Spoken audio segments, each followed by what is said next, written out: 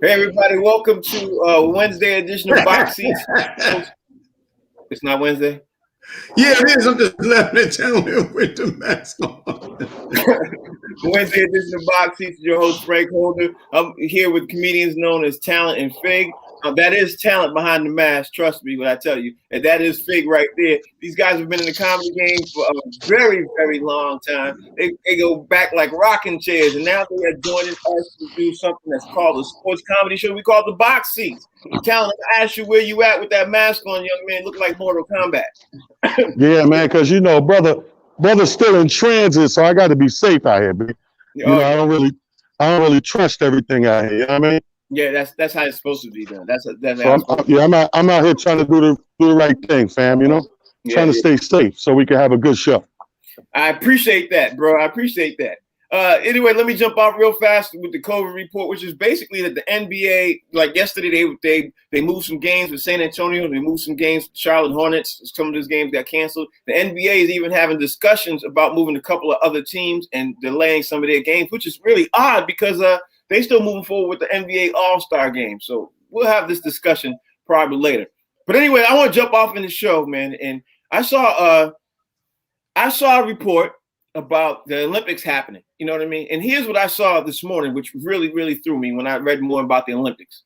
And I'm going to start with you, Fig, because obviously talent jumped out. The Olympics looks like they're going to move forward. The Olympics committee is trying to have everybody have their shots on board on time to be able to make sure the Olympics happen. The crazy thing about this is some people for the Olympics committee have said that they're not sure they're going to be able to get to all the athletes to be able to make sure all the athletes have their vaccinations. So that brings up the question, if all the athletes cannot have the vaccinations that, for the Olympics, then don't you think, in your opinion, well, I don't want to put my opinion in your mouth. What do you think the Olympics committee should do? I'm one of the people who thinks that the Olympics committee should at least explore the option, even though it's the Summer Olympics, of pushing it back until all of the competing athletes have their vaccinations before they put them all together. Because you know how they do the Olympics. Everybody is all together. With the opening ceremony, they put everybody together and they do that. So it doesn't make sense for some people who don't have their vaccinations and some people who come straight from high-level territories to be put together in basically one big pot. That's my thought, Fig. So I'm going to start with you, Fig, and then jump to talent since you heard the whole part. Go ahead, Fig. I think what happens is that they're trying to force everything. You know what I mean? Mm-hmm. And at the end of the day, all of these sporting events, the truth of the matter is, and what I think is the underlining factor in everything is sports makes money.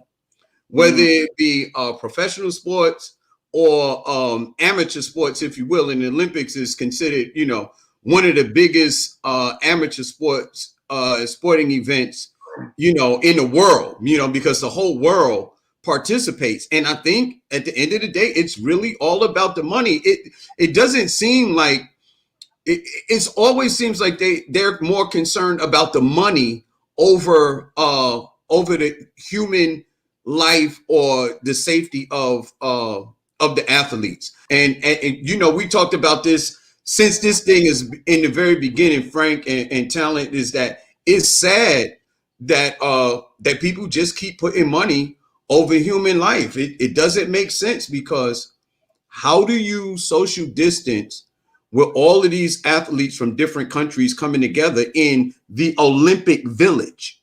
That doesn't make sense. I don't know how you could do it. Right. Let me throw it to talent. Talent. I don't know how much of it you caught, but let me just say this. I was saying to Fig before I threw to him is that the Olympic Committee has decided to move forward, even though all the athletes are not going to be able to have their shots, to make sure they start on time with the game. So there's a big concern to me that you're going to have a pot with all these Olympic people, being able to how they, like I said, they have the opening ceremony and everything else. All the people don't have their shots. I don't think it's a smart thing to put everybody together, and I think they should push it back. That's my thought process. What do you think? No, I mean, you're right on the ball with that. This conversation feels like Groundhog's Day, the movie. Yeah, like we keep having it over and over again. We had it with basketball. We had it with college sports. We had it with football. Now, the biggest stage, the world stage anyway, is the Olympics. And again, clearly we know it's an economic thing. People keep talking about the global economy over and over again. We got to go with the Olympics. There's so much money involved. It keeps the economy going. But it's just Groundhog's Day, bro. We have a year in now with this thing. And officially we know that the economy is taking precedence over lives and deaths. Mm-hmm. So to me, it's a groundhog conversation. We have it over and over again. I don't think you should do it. I mean, I think that I know people spend a lot of time getting ready for this athlete-wise and athleticism and stuff, but the same way that we've adjusted with other sports, not starting when they usually do, ending at different times, shortening, lengthening, doing these little adjustments and editing, I think we could do that with the Olympics, man. They shouldn't rush to do it. All right, I'm gonna throw this question out to either one of you. Either one of you all could jump in on this and everything else. With the NFL, NBA, Major League Baseball stuff, if some players get hit with COVID and everything else, what they could do is readjust the games and everything else like that. Because they know they're going to schedule and they're going to rematch and everything else. If you're the Olympics, you really can't do that. So what do you do if you're the Olympic Committee and how you move forward with the Olympics if some people get COVID and they can't compete on the opposite side? You know what I mean? Like, it's different if it's a team, like, somebody from the other team. Even in the Olympics and playing basketball, it's different if the other team gets COVID and you don't. You know what I mean? Because Right. It's team. But if it's an individual sport like weightlifting or swimming or something like that, what do you do if you're in Olympics? So whoever wants to jump in, you can jump in. I want to say one thing, Talent. I appreciate you, toughing it out. You know what I mean? While you in transit and doing the show, man, because you look like a reporter that's on location.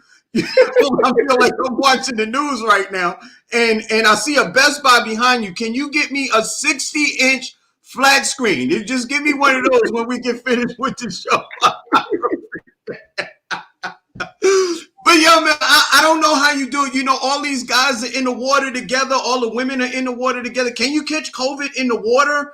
I don't know. And track and field, can you get it in track and field? I don't know if you could get it.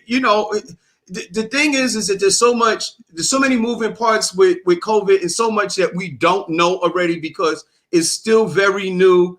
And here's a big question, Frank. Do the vaccines even work? Because the COVID is changing and the vaccine is the same.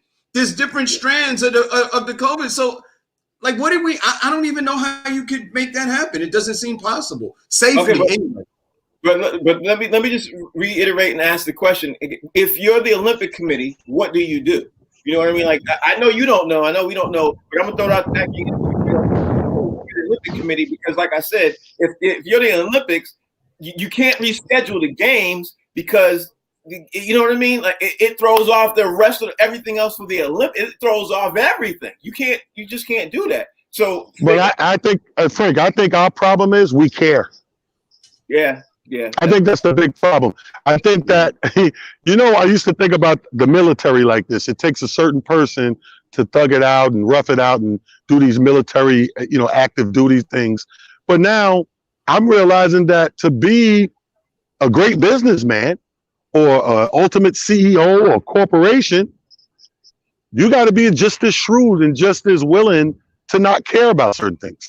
I think the problem with us is we're looking at this 110% from a human standpoint. We're putting humanity first. We're putting health first. We're putting lives first. I think that there's something wrong with us. Right. Well, again, I'm asking this question out again because neither one of you really answered the question. I'm like, what do you do if you're the Olympic Committee? Like, how do you handle?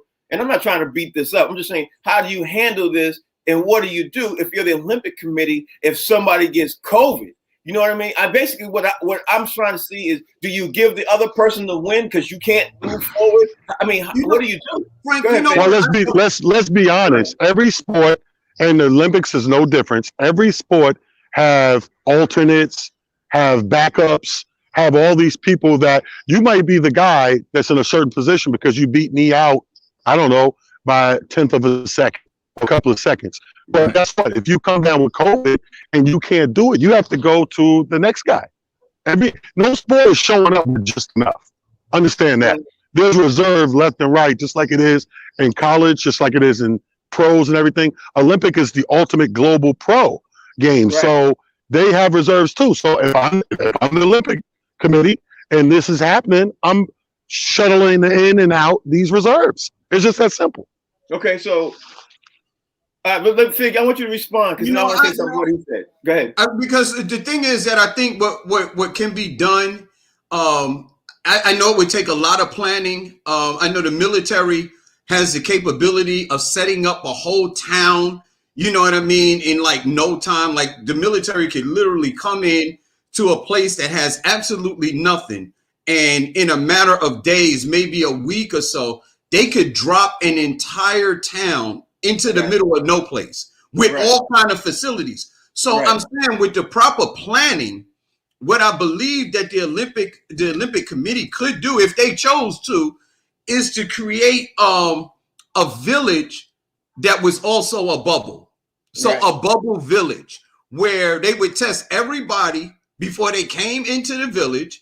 They would make sure that everybody was safe, everybody had it, like a huge version of what the NBA did during the playoffs. But they have to create it for an Olympic Village. Make sure that all of the athletes, all of the staff, everybody that comes in has been tested. Create the bubble. Nobody goes in. Nobody comes out after everything is safe, and continue to do the testing every single day the same way they did in the during the NBA playoffs. Well, my thing is this. I guess I'm trying to get one of you all to go towards what I was trying to think of. My thought process is it's not fair to the person who made the Olympics. Let's just use Michael Phelps as an example. Michael Phelps is the best in the world, right? If he catches COVID, right, and now he's not in there, now everybody else will win, but forever, let's say the winner wins, right? The guy wins and Michael Phelps is out. Now you always will be known as the dude who, you only won because Michael Phelps wasn't in it because he had COVID. You know what I mean? And it takes you every 4 years. You see where I'm going with this, Fig? It takes you a long time to get in it. So it's not fair to the players or the athletes who are supposed to supposedly win. It's not fair to those athletes who are supposed to win. They go in, they get COVID, they get kicked out. I'm looking for the Olympics to say, you know what? Let's not do it this year. Let's move it to next year. I don't know why they're not pressed to say, you know what? Who cares if they move it one more summer? You know what I mean? That's not going to, it's going to make a lot of people, move around money. But, just do it from this summer to next summer. You know what I mean? I really believe, you hit the nail on the head. That makes a lot of sense. And I was wondering, like, if you can do something like that, maybe if they could, like I'm saying again, maybe you can create a situation where everybody is safe in a bubble type Olympic Village, but you test everybody ahead of time. And if you pushed it back a year, you would have an additional year of planning to be able to create a safe environment so everybody can participate at the optimum level once they get into that type of situation. That's what I think I don't think it's an impossibility. I think it's very difficult, but I think it can be accomplished if the powers that be chose to do that. If they really cared about human life, like Talent just said. Right, Talent. What I was saying is that I don't understand why the Olympic Committee just doesn't move it back to one more year. Like, I know there's a lot of money involved. I know people have paid for stuff this year, but there could be some kind of COVID relief thing that they could create that would be across the board and say, what's the thing to press it this year when it won't be fair to every Olympic athlete? Because next year, everybody be in. There would be no excuses. Everybody be in. That's my thought. Yeah, but that's what I was saying originally. That all the editing can be done as you did in all these other leagues. Again, after hearing your whole point on it, Frank, the reason we wasn't getting to that point where you got to is, again, I think you care too much. This is why we're on this show and not on the corporate show. We're not on the CEO of Coca-Cola and PepsiCo and all those things, because all those people who are invested, who have what we call skin in the game, are the ones who are pushing this forward. Because if you got skin in the game, you're vested, you have millions and some billions on the line out here, and this could be the difference in putting you in the red or the black. You're pushing to go forward because you don't want to take that loss. The last thing on your mind is those two swimmers that you brought up who may get COVID, because these are people, and people, when money's in the game, people become expendable. Mm-hmm. And that's when that guy who wasn't going to get in gets in. That's when, we got history of 100 episodes or systematic preferences where people were put in place, not because they're the best, but because this person could no longer do the job. Same thing goes for COVID season. If we get out there and a couple of swimmers get COVID, because like Fig said, we don't know if you get COVID in the water. They don't even know. Mm-hmm. All they know is we want to push these games forward. That Olympic committee has a job, and the job is not to protect the athletes. Right. I can't even dispute with anything you just said, because to me that makes a whole ton of sense. And sometimes, like you said, Talent, it seems like they don't care. It seems like that's the biggest thing that's going on. They don't care. Let me move the conversation on. Let's continue moving this on, because it leads to a couple of other things. Before I forget, I just want to say, catchers and pitchers are reporting for Major League Baseball. To all those people out there who say we don't mention baseball, there, I mentioned it. We are going to circle back as soon as the team start reporting. Right now, the catchers and pitchers are reporting baseball. Okay, there it is, done. Then now, get out of here. Yeah. Now let me bring up another point. Something I saw yesterday on sports, and then I heard a couple of people talking about it. You know, I watch a lot of, I watch every college basketball every now and then. There's this kid for Duke who plays for Duke, right? His name is Jalen Jones, right? He opted out 2 weeks before the season's over and before obviously the NCAA tournament and everything else happens, and 2 weeks before that to go, get his stock up in the NBA. Now, Talent and Fig, I had a huge problem with this. Everybody else seemed, this is a great idea. It was smart playing on him to do everything else because he opted out. He don't want to get hurt. And then since he doesn't want to get hurt playing in the league, it's really smart for him to say, you know what, let me get out right now, opt out. I'm like, I was appalled. And maybe I'm the only one. I was appalled because everybody else stays in. They play through the NCAA tournament. They do what they got to do and everything else. They help their stock rise. But everybody, all the athletes, everybody else got up on these things. They were like, this is a great, smart move. Am I the only one who thinks like, why would you opt out on your team and your teammates 2 weeks before the NCAA tournament gets ready to kick off? And the NCAA tournament is what y'all play for all year. Am I Talent? Tell me I'm not. No, you're not the only one. This reminds me of yesterday's conversation with Rodney, where we were talking about the players have this obligation to their. He went out. Go ahead, Fig. I'll throw it out with you. What you think?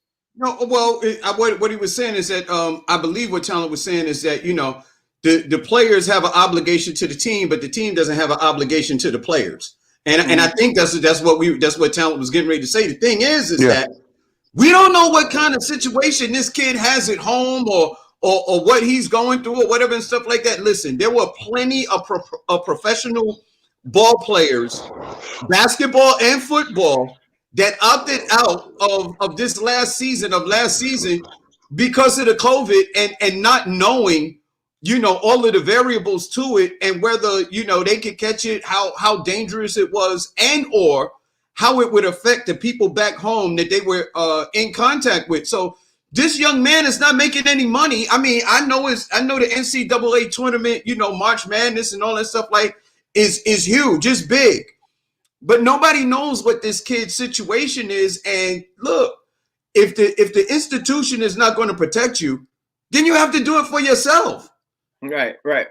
So would you go along the lines before Talent like he's stuck? Would you go along the lines of saying that you thought it was smart for him to opt out 2 weeks before getting ready to 2 weeks before getting ready to jump in? Would you think that? You think it's smart? Because to me, I'm thinking that, bro, if you played the whole season, 2 more weeks ain't gonna do nothing. That's what I'm thinking. You know what I mean? There's so many moving parts to this, Frank. Like, we really don't know. You know what I mean? We don't know why this kid did that. I mean, it may come out later on. It may never come out. But we don't know why he made that decision. I mean, anything could have happened. Like, maybe somebody in his family got sick. Maybe he lost an extended family member to COVID. Maybe his mother and father said, listen, the regular season is one thing, but when it comes to March Madness, the crowd is going to be 10 times bigger. You know what I mean? You're going to have more players. You're going to have more teams. You're going to have more moving parts. And the chances of you getting COVID are extremely higher during the NCAA tournament. And maybe I don't think that you should be there. I think maybe you should just come home and opt out of this, out of the NCAA tournament. I know it's not fair to the team. I don't know if this kid is like one of the best players on his team or whatever and stuff like that. But at the end of the day, it really, look, when it comes to COVID, I'd like to give everybody a pass on individual safety and individual, the individual must take care of their own health as opposed to a group thought, think tank kind of thing. I give a pass to the individual because you just never know. It may boil down to something as simple as I'm afraid to be around all of these people and I don't want to take the chance. According to the NBA, so to speak, professional guys and everything else, he's supposed to be the top 1, 2, maybe 3 pick in the NBA draft. So maybe everything you just said is right. I'm of the belief, and I'm having an issue with the NCAA tournament. You know what I mean? I'm of the belief that you and I both know we've seen a lot of players play in a long time in the NBA who played in the NCAA tournament and they continue to play, and then they made their stock rise when they got in the tournament. You know what I mean? Like, because let's be honest. Let's look at the greatest player to play the game of all time, Michael Jordan. You and I both know Michael Jordan was not going to be the top 3 pick in the NBA draft until the NCAA tournament kicked off. Jordan's stock rose. He might not even made the top 10 in that tournament. I mean, in the NBA draft until he got into the NCAA tournament. You know what I mean? He might not even made the top 10, but because he played in the tournament, his stock rose. He didn't become the number 1 pick, but his stock rose in the tournament. I'm thinking if you're a player and you're playing, right? It's not like he said, opting out. I just, you know what I mean? It's just he opted out 2 weeks before the tournament starts, and I think he quit on his team. I mean, like you said, everything you said was right. I can't dispute everything you said. I just had a problem with it. Seemed like if you played with your team all this time, it seemed like to me that you already agreed to the problems that happened with COVID. That's what I'm saying. The thing, that's the one thing that I don't like when, it's almost like getting back to the conversation when you talk about the individual as opposed, when it goes up against the organization, when the sports media, if you will, lets out this type of information, they never give you all of the details. Like they never tell you why. And I think that's the one piece that we're missing, the why. And the why makes all of the difference. It's like you could do something, you know what I mean? People could come against you or be for you based on your individual action. But when they give you the why, it changes everybody's perspective. And that's the one missing piece that the key to this discussion that we don't have. Why did this kid decide to do that 2 weeks before the NCAA tournament? And that would clear up a lot. Yeah, because I'm sure there's people who are on the fence. I'm sure there are people who feel like you, and then I'm sure there are people who feel like me. Imagine the people who were at Duke. This kid is the number 1 player for Duke. You know what I mean? And I'm sure everybody in Duke, first of all, they played the season when we all been having this conversation saying that they shouldn't have played the season. But then they play the season and they're trying to even get in the tournament. And Duke is literally, they are on the fence of even making the tournament. And they want to have this kid play to help their chances to get to the tournament. You know what I mean? But him opting out makes their chances of making the tournament, probably minute, like not even happening. Right. I'm thinking about, at the end of the day, do we really care what the Duke alumni or organization thinks? Because at the end of the day, their nickname is the Dukies. You know what I'm saying? So, like, who cares what the Dukies think? You understand? I'm on the side of the kid, man. The hell with the Dukies. Now, honestly, you know what?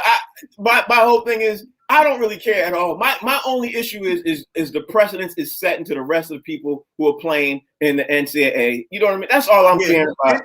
And like you said, when it came to Michael Jordan, his stock did rise when North Carolina played the Georgetown Hoyas and he hit that shot to win the game. You know what I mean? That was really big. But here's the key. Let me tell you how important it was. That was just one game. Michael Jordan played actually 2 others. That was his rookie season. He played 2 other seasons and they never made it back to the dance. And his stock, from that one moment, his stock rose to make him be picked number 3. Now, he played great, but they never got back to the NCAA tournament championship again.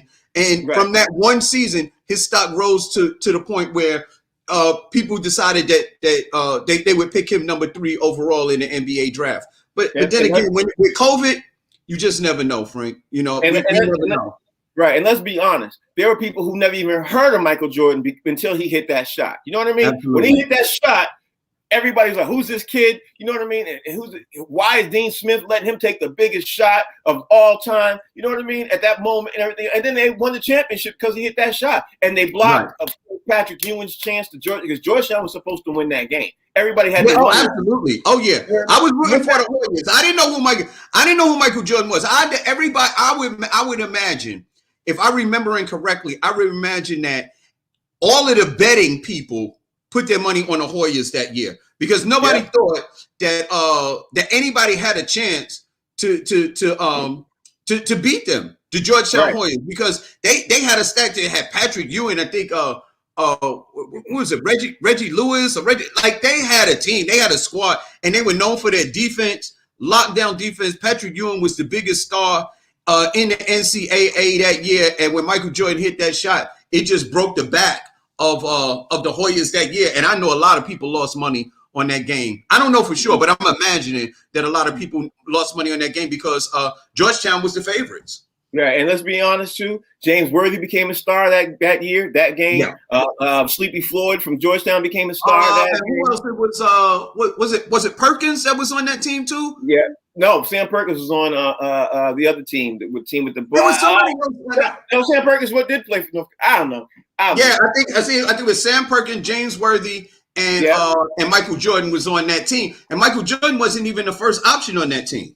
Right, he wasn't. It was definitely James Worthy. But anyway, let's continue on with the conversation. Let's move on because there's another important thing I want to talk about too, man. A couple of things broke out about the NBA All-Star game. Mayor Keisha Bottoms came out talking about a couple of things. The issue that I have is about the All-Star game happening overall. And of course, we had this discussion before. The mayor of Atlanta came forth and she said, y'all, please don't come. Please don't party. The NBA is moving forward with, listen, not only are we coming and we cut down one day, but we're still coming.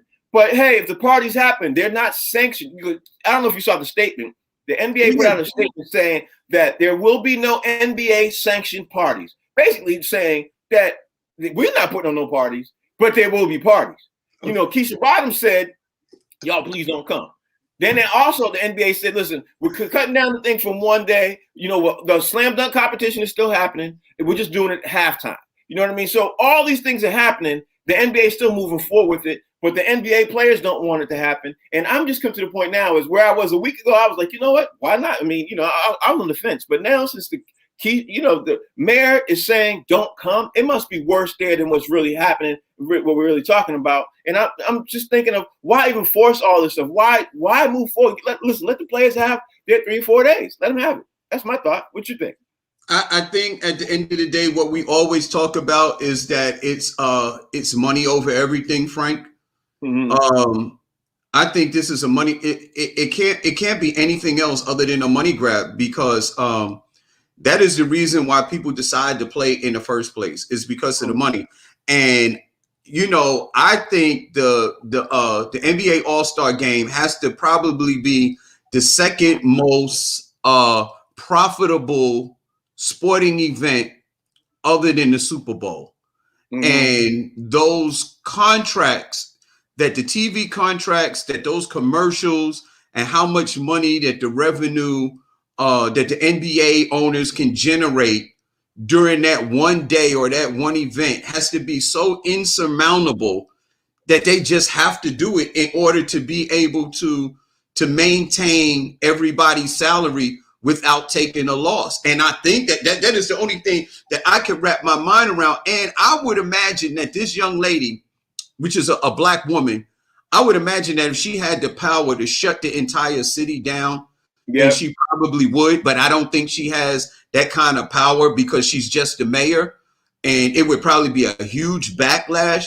But if you hear, Atlanta is doing business as usual, period. Yeah, but they haven't shut down at all. No sanctions, nothing. I think she's concerned with the amount of money that Atlanta is going to generate from the from the All-Star. I think that's a big concern too, because if she shuts it down, Atlanta's going to probably lose out on hundreds of millions of dollars. It's going to be generated, from the restaurants and the hotels and all the things that people would do in the city during that time when everybody's coming in for Atlanta. That's what I think she's concerned about. But we also know that she probably doesn't have the cachet to even say that. That probably goes up to the governor. You know what I mean? The governor, absolutely. Dealing with the NBA and all that stuff. But here's another thing I want to continue on and continue on with this question. I was watching something yesterday, and I heard this question in the back. I don't know if you're aware, but there are only 3 teams in the Eastern Conference that are above 500. Okay, 3 NBA teams that are above in the Eastern Conference that are above 500. Okay, so let's do that. So the conversation then went on with people in the NBA have had issues with people in teams in the Eastern Conference or the Western Conference not being above 500. And every year we see, the best in the East come out play the best in the Western Conference, and then they have this NBA Finals. But here's the question that I thought was a great question. Here's the question. Should the NBA playoffs be designed, right, and put together, whereas regardless of conference, the best NBA teams be put and then they battle each other. The best 16 NBA teams, no matter what conference you're in. And if you're in the East or you're in the West, it doesn't matter. They go by your record alone and they stack you from 1 to 16, best to the least. Of the 32 teams, only the top 16 make it, because then when you win an NBA championship, you could say we beat the best teams all to make it, versus we only beat the best teams in the West, versus the East saying we only beat the best teams in the East. What's your thought process on that? The reason, I mean, it sounds good theoretically, but the reason why I think it's not that great is because things happen during the course of the season. And your record always doesn't tell how good your team is, because a lot of times, the team that is the number 1 seed is not the team that makes it all the way to the finals or even the conference finals or the NBA finals. So I think it has to do with seeding. And then you want to find out, well, why is this team's record the way it is? Maybe they had some injuries to key players. Maybe they had to travel a little more than the other teams and what have you. It's different when you're traveling all on the East Coast and then you have teams traveling all on the West Coast. But what happens when they interchange and the team has to go across country or whatever and stuff like that? There's a lot of, like, when they talk about the NBA, there are a lot of moving parts that could contribute to a team not showing how good they are record-wise until you get to the NBA playoffs, when things are a little more condensed and you get everybody is on equal. That's what I think it is. Everybody is more on an equal playing ground once you get to not the finals, but just the playoffs, because all the teams are pretty much in the same place. They get the same amount of rest, the same amount of traveling, and it's pretty much equal once you get to the playoffs. During the regular season, not so much. Well, check this out, Vic. This would eliminate teams doing the same thing that you and I have complained about for the last couple of years, where they take, like, LeBron sits for a couple of games and AD sits for a couple of games, and like Kyrie sat last night and KD sat last night. You know what I mean? This would eliminate that, because now they would know by your recording, you know what I mean? You got to be in the top 16. You know what I mean? Now versus you only worried about who you're seating in the West and you're seating in the East. I'm going to say right now, for the record, I think it's an amazing idea. I love it. You know what I mean? I understand everything you said. I agree with everything you said. But in this particular conversation, I love it, because if you're a fan, in the 70s and the 80s, you used to pay one amount, but now it's a ridiculous amount of money to go to the NBA game. You want to see your players, the players on your team, play. This would eliminate all that. So if you go into a game, LeBron's playing. If you go to a game, Kyrie's playing. You know what I mean? Because listen, our money is hard earned. To them, they make millions, so they can take a night off. And you won't find out. So you'll buy the ticket 3 weeks out, 5 weeks out. You won't know until you get to go to that game, or maybe the day before. You know what? LeBron's taking the day off. It's not like it's an injury, but KD's taking the day off. Kyrie's taking the day off, and everything. These tickets cost a lot of money. It would eliminate that completely. That's my thought process. You know what I mean? I think when you're talking about is load management, I think what would eliminate that is if the NBA teams would say, you don't play, you don't get paid. You don't get paid for that day. If you don't play for that day, you lose a game check. Then you have more NBA players playing, unless they had a legitimate injury. No load management. And I think it's kind of funny. That's what Michael Jordan said. That's what he told his team. He said, look, your contract is to play 82 games. I know this year is 72 because of COVID, But Michael Jordan said, "You playing 82 games. That's what I pay you for. That's what you're going to do." And that's the way that he has it in on his team. So I think if other NBA teams did the exact same thing, then you have more of these players playing. I understand what you're saying. Like I said, theoretically, it does work.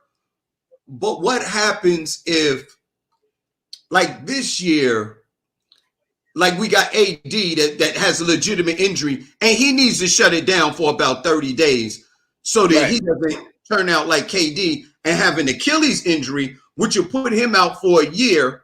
And then what do? You got LeBron James, not even this year. We're talking about next year. And now you got LeBron James going from 36 to 38.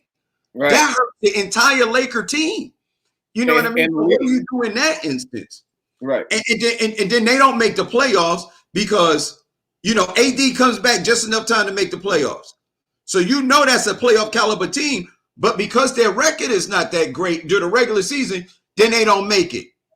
Right. But like I was saying, what would eliminate all of that, right, is if you play the best, because you do load management. You know what I mean? Listen, you do load management when you have, not talking about injuries, but you do load management because now you're only concerned about what happens in the West. But if you're concerned about what happens overall, I think it eliminates a lot of that. Now, I'm not saying that some of these guys don't need the night off, especially during this loaded season. I'm not saying they don't need that. Yeah. You know what I mean? That there's some players who are not used to that. This ain't the NBA of the 90s or the early 2000s when you played. You know what I mean? You just played. Right. This is a new league with new players. They come in under that suppression, and then they get it built into how they play. You know what I mean? It's not like that anymore. But I think a lot of things. At the end of the day, I think it was a different mentality back then. I mean, because you just think about it, guys really did play injured. Like I'll put it to you this way: just two instances I'm going to give you, and they're like huge. Remember the quote unquote flu game that Michael Jordan played?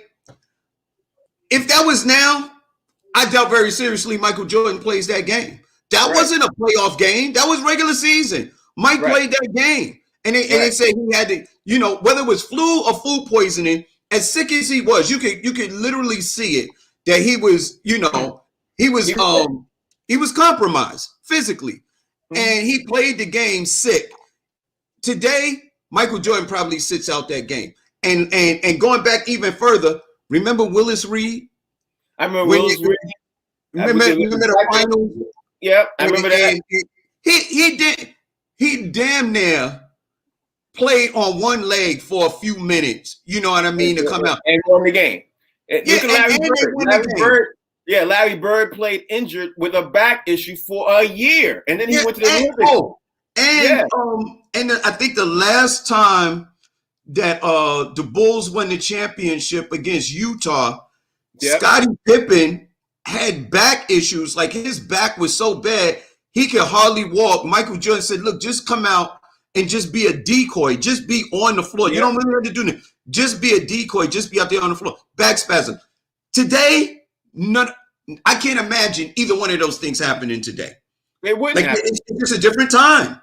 It would. Listen, we both know. You and I both know. We watch the games. If you get a nick or somebody bumps you the wrong way, that dude's gonna miss 3 games. You could forget about that. He's gonna miss 3 games. Anyway, let me move on the conversation because something else happened last week or a couple of days ago. Actually, something else happened, and I definitely want to bring this up. Kyrie said in the news and the press, like, I approached James Harden and I told him, you know what, you're gonna be the point guard. That's what's gonna happen. You're gonna be the point, and we're gonna make sure you the point and everything else. And then last night, he's sitting on the side.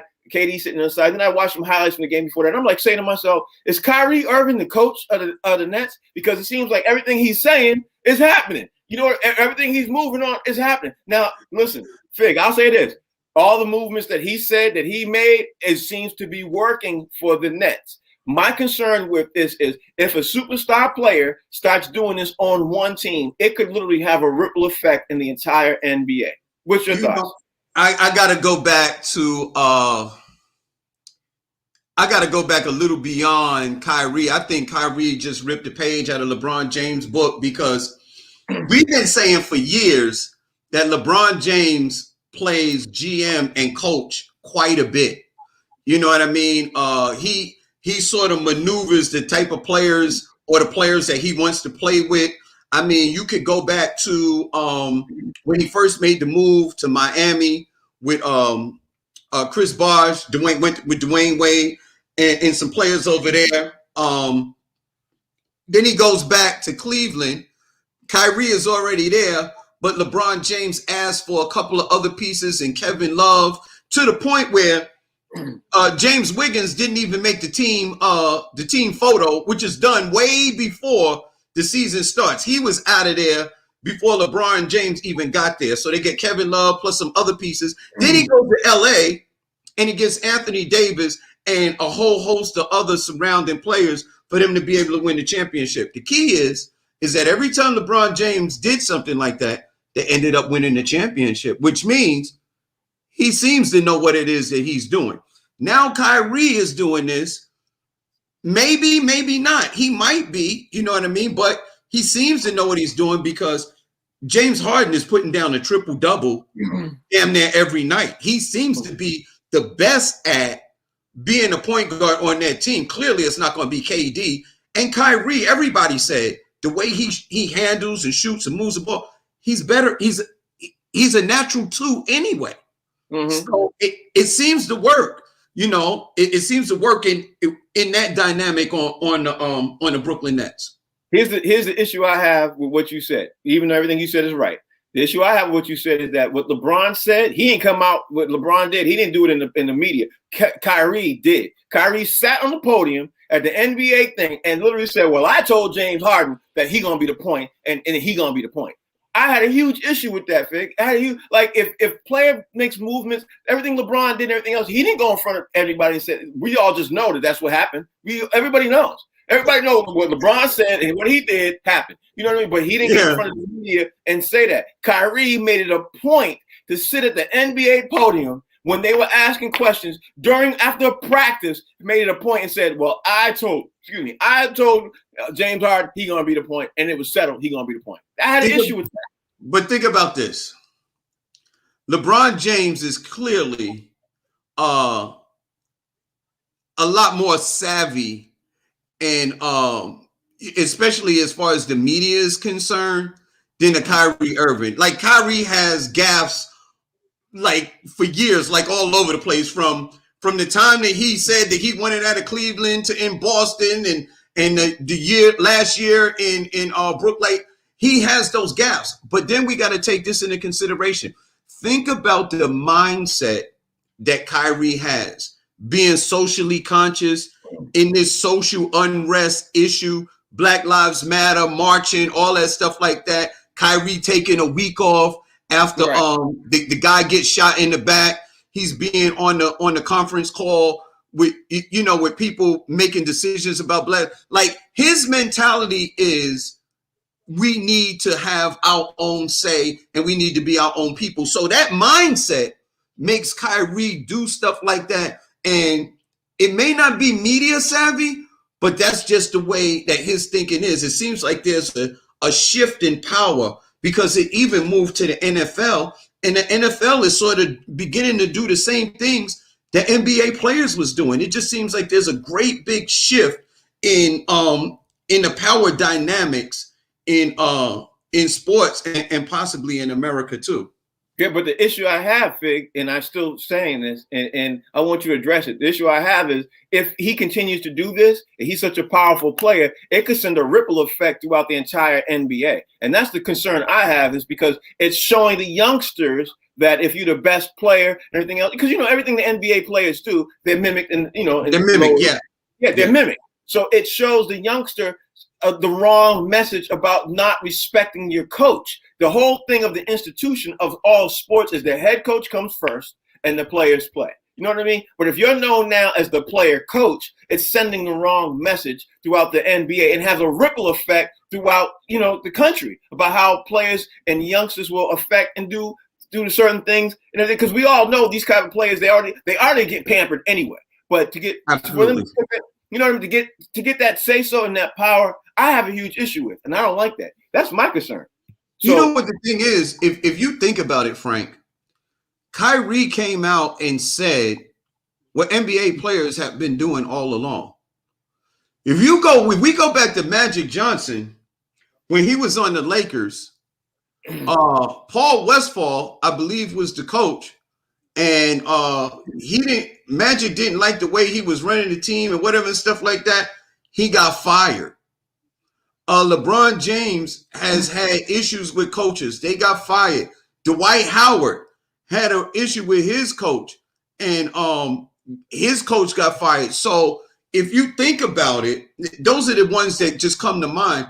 But NBA players, stars, have always had a certain degree of power. Now, maybe they didn't exercise it out front, in front of the cameras, but it was definitely something that was done behind the scenes for a lot of years. The star player always has more power, it seems so, than the head coach in the NBA anyway. And it just seems that, like I said, it doesn't seem that Kyrie is taking on like being able to do it diplomatically, in front of the camera, because remember Kyrie was also the one who said we don't need a coach. Listen, Fig, it's been going on since the 60s. I'm sure when Bill Russell was the player coach, that's when it's been going on since. I'm not denying that fact. Like I have no problem with that. Everything you said again is right. It's been going on. Again, like I said, and I don't want to keep beating the horse with this stick. My issue again is you're sending the wrong message throughout the entire NBA, and it'll have a ripple effect clear all the way that it just will, because we all know there's a lot of kids right now mimicking everything that Kyrie's doing right now on the court. You know what I mean? So imagine that.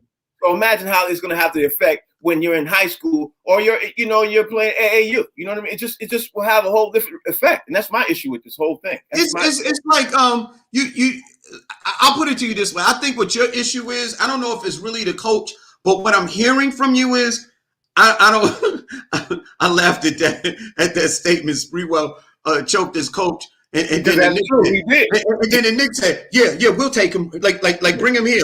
That's the kind of player we need on the Knicks." Yeah. That's funny, but I think what is happening. I think and I have an issue with this too, is that I don't think any one player is bigger than the whole. I don't think that one player is bigger than the entire team, and that part I do not like. When one player seems to have so much power and it seems to be more power than the entire team, or when the player doesn't have enough restraint or control over his ego to where he takes it and usurps it over the team, to where the team sort of falls apart, because that kind of mentality can destroy your team. The coach is the one who's supposed to galvanize the team and bring them together. And if one player is usurping authority over that coach, then it could fracture the team and divide them and make them, not be able to win. Because, if a team is not together, I don't care how talented the players are, they just won't win. Case in point, you take the Lakers when they had like Karl Malone and Gary Payton and Shaq and Kobe. They didn't win that year because I don't think they were really a team. They were just an assembly of players. So if the team itself is not together, then it doesn't create an environment for winning, to me. And I think that the fact that Kyrie is saying this stuff out in the open is kind of, it just sort of undermines the authority of Steve Nash and possibly, Mike D'Antoni. Okay, now let me throw this curve out to you. If that was Pat Riley, do you think that would be happening? Hell no. You see my point? Hell to the no. Exactly my point. So and Pat Riley to Mike Brown, Mike Brown wouldn't take that from Allen Iverson. You know what I mean? And then finally later on, after Iverson matured, he realized that Mike Brown was the best coach that he ever had, because, he wouldn't take that. Look at Tom Thibodeau, the new coach of the Knicks now. There's certain players that it's like, I'm not having that. Look, if you're going to give this guy the authority over the team, then there's no need for me being here. I don't think of Pat Riley or Phil Jackson. There's a lot of players that would have went there. The only thing that Phil Jackson did, the only player that he allowed that sort of leeway and freedom was Dennis Rodman. Mm-hmm. Dennis Rodman was a loose cannon. Phil Jackson gave Dennis Rodman a lot of leeway, but the key is Phil Jackson had Michael Jordan in his corner to sort of be on his side to help him bring the whole team back together. You need somebody. If you got a loose cannon, you need somebody that's strong in your locker room, with a that has a lot of authority and a lot of say so, that's in line with the coach to bring the team back together. Maybe it's James Harden, maybe it's KD, but Kyrie is loose stuff. You're making my point. You're literally making my point that I'm trying to say. So if you're creating that, it will cause ripple effects, because there are a lot of coaches who won't stand for that in the NBA, the AAU, high school basketball. It creates a lot of things. And guess what? Now the players, like you just said, the players see it on the bench, or regardless of where you are, the players see it. It creates friction, and it just has a ripple effect throughout the entire NBA. And I have issues with that, because whether the coach is weak, whether he's strong, it shouldn't happen, and it shouldn't even be condoned, and it shouldn't be allowed to be spread, because what's happening and what will happen is it's going to happen now with New Jersey, then it's going to happen with another team. And it's going to happen with another team. It's going to happen with another, you know what I mean? And before you know it, half the teams in the NBA with weak coaches. Now, we'll find out as people at home, we'll find out, oh, he must be a weak coach because he allowed his player to do that. You see where this is going in 5 years from now? Well, see, but see, here's the thing. Maybe it will stop these NBA owners from picking these weak coaches simply because, for whatever reason, like, who would have ever thought that Steve Nash would be the coach of an NBA team? I'm not saying he's not qualified, but does that make sense? You know what I mean? Does that make any sense that you have? And Steve Nash is a quiet type.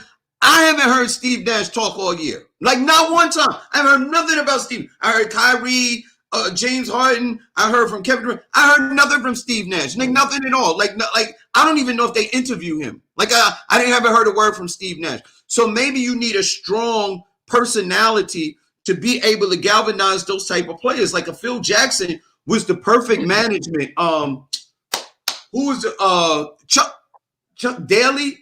Is it Chuck Daly, the coach of the Pistons? Chuck Daly was a master at managing egos and personalities and stuff like that. These are the type of coaches that you need in an organization. And I'll tell you something else, Frank.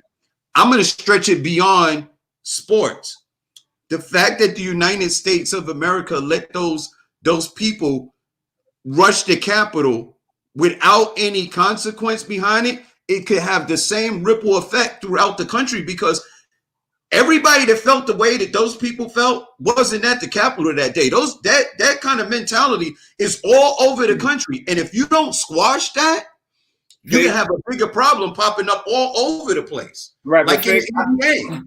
Now, I don't want you to jump into that, because that we getting ready to wrap up the show. You know what I mean? That's all I had to say on that subject. Yeah, that's a whole nother conversation. But you're absolutely right. It could have a ripple effect, and it ripples. You know what I mean? People might not understand it. You know, here's the thing. I want to leave this as my last point. Here's the thing. Tons of people don't realize something's happening until it already happened and it's over.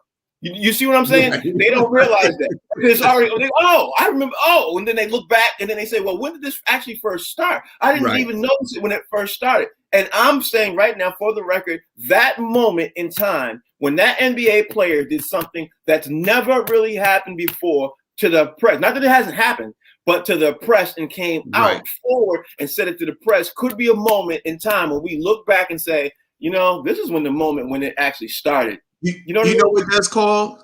That's called cooking the lobster. Do you know how you cook a lobster? You take a lobster, live lobster, because they cook them live. You put them in cool water, and then you turn the fire on.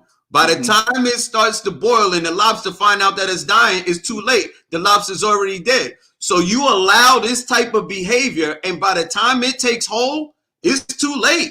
The whole team has imploded. You know what? That's my point. I couldn't even think of an analogy because my man Talent ain't here to fit the analogy. I don't know what happened with him, but cook a lobster, that's exactly it. So Kyrie basically put his coach in the hot pot, and he didn't even realize it's happening. He put him in the cold water. You got to put him in the cold water and turn the fire. By the time the water boils, the lobster's dead, and he didn't even realize. He was like, I'm chilling. I'm relaxing. And by the time the water boils, the lobster's dead.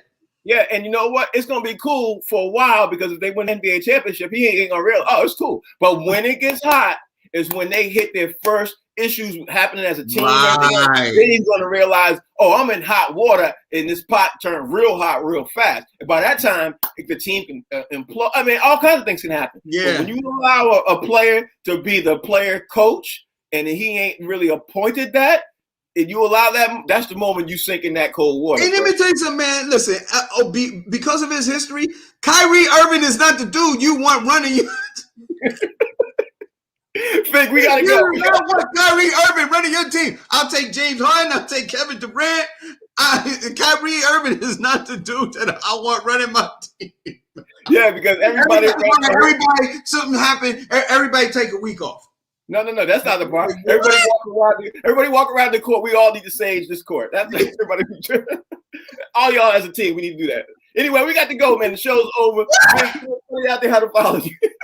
Show's over. You can follow your boy Comedian Fig on social media platforms at Comedian Fig. I miss my boys Talent and Rodney Perry. Talent had bad signal problems because he's in traveling.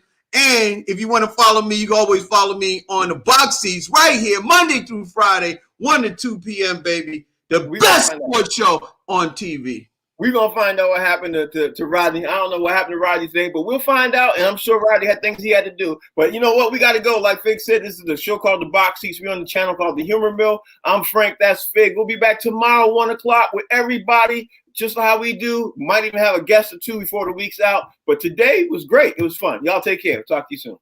Peace.